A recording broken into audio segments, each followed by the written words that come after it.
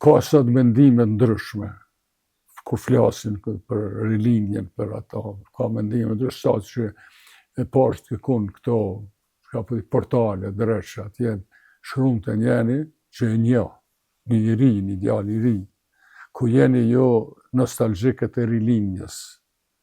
Ja çka ka shkruar rilindja atë kohë, e ka gjetë një shkrim, e ka gjetë shkrimin për vrasjen e Jusuf Gërvallës me vllaun e me ato, dhe në rilindje qenë ka u vranë 3 emigrantë.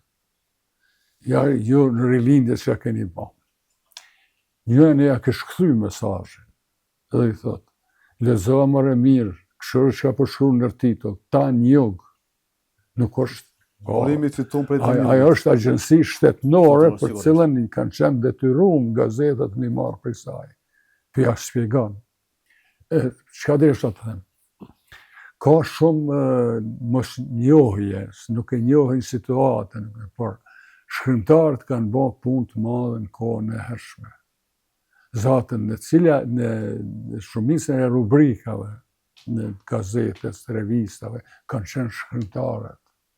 Dhe sot, kur flitet për rilindjen, unë kështu e mendoj, do të mund ngrit në kam, se rilindja ka qenë një universitet, rilindja ka qenë, çka të thush pozitive, se rilindja ka qenë një shkollë, e sot ka njerëz që dalin edhe flasin kështu,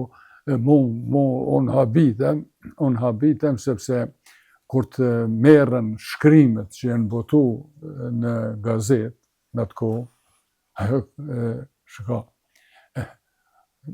sot s'ke gazetë fare, nuk ke, por atëherë për shembull të flitet për rilindjen kombëtare, të flitet për këta, t'jepen derisa në shkolla vështirë ke gjetën shpjegim për to, rilindja i ka ofruar edhe historinë kombëtare, edhe këto gazeta.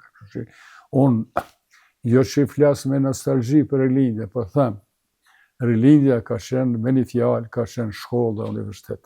Sigurisht.